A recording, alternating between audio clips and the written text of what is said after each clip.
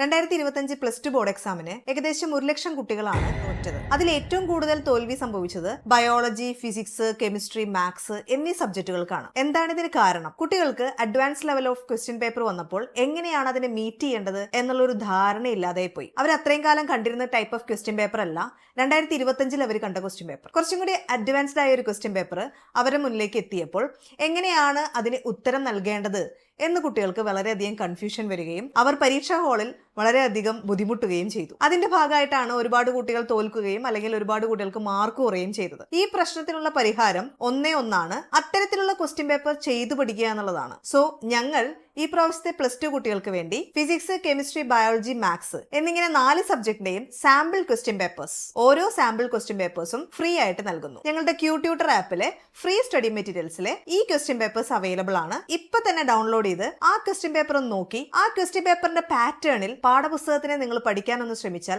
നല്ല മാർക്കിലേക്ക് നിങ്ങൾക്ക് എത്താനായിട്ട് സാധിക്കും.